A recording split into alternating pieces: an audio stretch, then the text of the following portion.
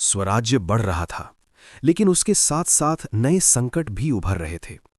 छत्रपति शिवाजी महाराज अब अपने साम्राज्य को और मजबूत बनाने में पूरी तरह लगे हुए थे। राजधानी रायगढ़ फोर्ट स्वराज्य का केंद्र बन चुकी थी। यहीं से सेना को आदेश मिलते, यहीं से प्रजा के लिए नियम और व्यवस्था तय की जाती थी। छत्रपति शिवाजी महाराज हर दिन अपने मंत्रियों और सरदारों के साथ राज्य के महत्वपूर्ण निर्णय लेते थे। लेकिन इसी दौरान एक और चिंता धीरे धीरे सामने आने लगी। राज परिवार के अंदर बढ़ता हुआ तनाव। उनके ज्येष्ठ पुत्र संभाजी महाराज वीर और युद्ध में निपुण थे, लेकिन कभी-कभी उनका स्वभाव अत्यधिक तीव्र हो जाता था। कुछ घटनाएं ऐसी भी हुईं जिन्होंने दरबार के लोगों को चिंतित किया। कई बार संभाजी महाराज अपने पिता के निर्णयों से भी असहमति व्यक्त करते थे। ये स्थिति छत्रपति शिवाजी महाराज के लिए चिंता का विषय बनने लगी।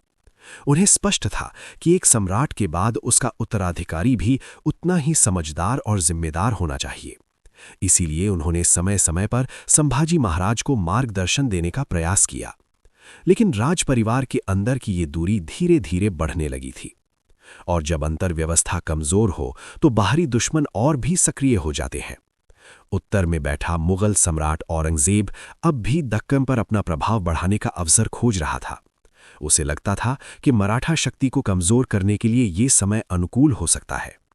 और धीरे धीरे मुगल सेना फिर से दक्षिण की ओर बढ़ने लगी। एक नई चुनौती, एक नई परीक्षा छत्रपति शिवाजी महाराज का इंतजार कर रही थी।